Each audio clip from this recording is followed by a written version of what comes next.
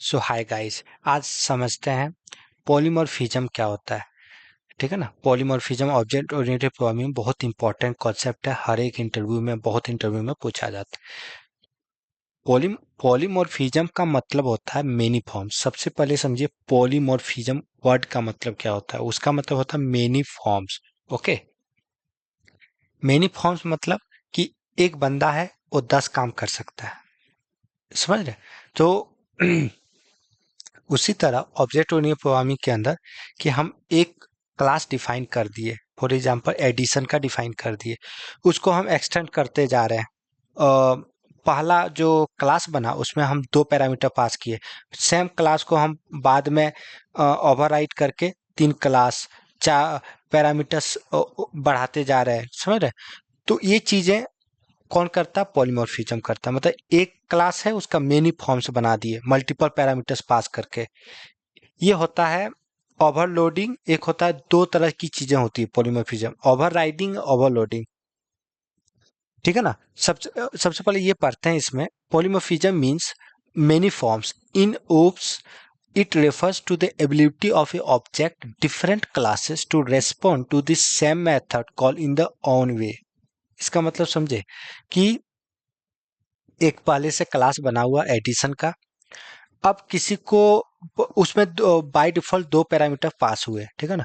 अगर कोई और है, मतलब कोई और बंदा है जो उस एडिशन क्लास को यूज कर रहा है, मेथड को। ठीक है ना।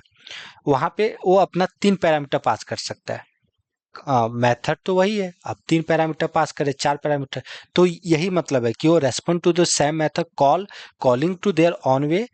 This allows for writing generic code that can work with object of different types as long as they implement the expected interface। Polymorphism polymorphism enhances flexibility and extensibility in OOPS design।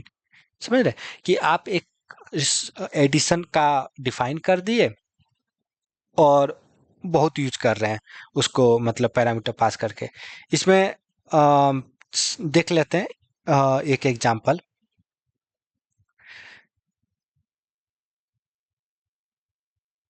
ठीक है।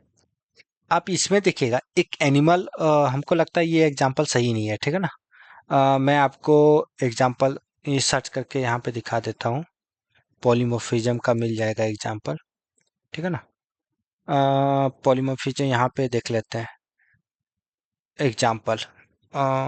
ठीक है, ये open कर लेते हैं। ये हमारा वेबसाइट है, यहाँ पे आप सारा कंटेंट मिल जाएगा, आप इसको जाके एक्सप्लोर कर सकते हैं। इस ठीक है ना। तो यहाँ पे पॉलीमॉर्फिज्म को देखिए, 2 टाइप्स के होते हैं पॉलीमॉर्फिज्म। एक होता है कंपाइल टाइम, एक रन टाइम पॉलीमॉर्फिज्म। इन कंपाइल टाइम देखिएगा, इसमें क्या होता है। Okay, method overloading is example of compile time. और एक डायनामिक होता है जो मेथड ओवरराइडिंग। मैं आपको पहले बताया कि मेथड ओवरलोडिंग, मेथड ओवरराइडिंग 2 चीजें होती है। अब एग्जांपल समझते हैं मेथड ओवरलोडिंग और मेथड ओवरराइडिंग। आप इसमें समझ रहे हैं ओवरराइडिंग मीन्स जो पहले से लिखी हुई उसको ओवरराइट करके कुछ और लिख रहे हैं। ओवरलोडिंग थोड़ा डिफरेंट है, वो समझते हैं। यहाँ पे देखिएगा एक कैलकुलेटर बनी हुई है क्लास। इसमें एक मेथड यहाँ पे डिफाइन है। यहाँ पे देखिए, ये वाला आप देख पा रहे हैं। तो यहाँ पे एक एडिशन का मेथड डिफाइन है, ऐड। ठीक है ना। एक सेम नेम का 3 वेरिएबल, 3 पैरामीटर पास करके एक और यहाँ पे डिफाइन कर दिया। ठीक है ना। और एक आप यहाँ पे देखेगा, यहाँ पे डाटा टाइप ही चेंज कर दिया। यहाँ पे इंटीजर था, यहाँ पे डबल कर दिया। आप ये देख पा रहे हैं, यहाँ पे डबल कर दिया। ठीक है ना। अब इसमें देखिएगा, यहाँ पे कैलकुलेटर को इनिशियलाइज किया ऑब्जेक्ट को, तो यहाँ पे तीनों मेथड कॉल कर रहे हैं। यहाँ पे देखिएगा, यहाँ पे देखिए, इसमें इसमें आप समझ पा रहे हैं, ये नेम सेम है। ये देखिए, आप अगर इसमें देख पा रहे हैं, ये एडिशन जो है ना वो सेम है। एडिशन सेम है। इसको ओपन कर लेते हैं यहाँ पे।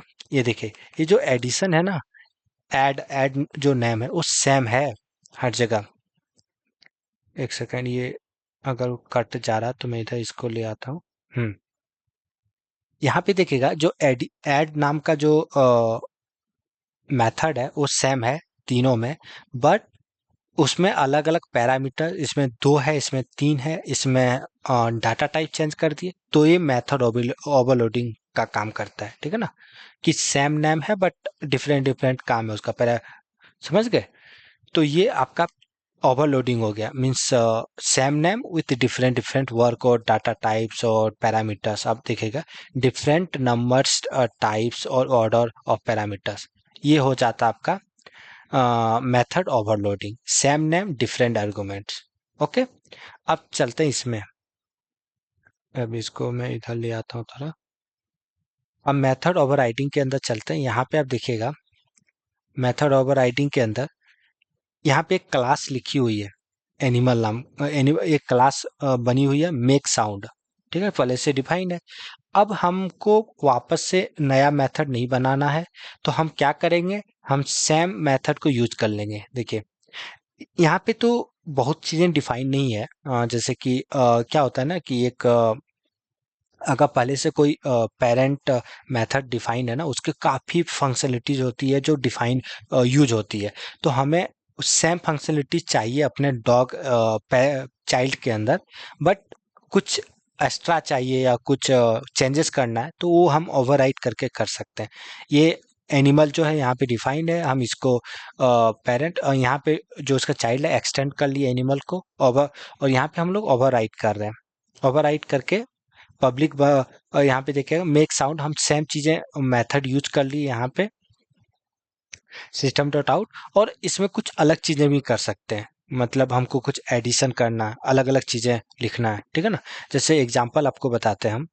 अ, जैसे हम इसको, ये वीडियो हमारा कट जा रहा है, एक सेकंड रुकिए, इसको इधर ले आते हैं। तो आपको हम एग्जांपल बताएंगे। जैसे एग्जांपल के लिए जैसे सिस्टम है, ठीक है ना, dot out dot print line, हम ये कर लेते हैं। और यहाँ पे एक कुछ भी नाम दे देते हैं कि default default print. Okay, default printing है, ठीक है ना, डिफॉल्ट प्रिंट। तो ये जो डिफॉल्ट प्रिंट है ना, ये हर बार इसमें तो प्रिंट होगा ही, और यहाँ पे हम लोग अपना प्रिंट कर रहे हैं इसको। एक बार हम रन कर पाए तो एरर दे रहा है। ओके, तो ठीक है।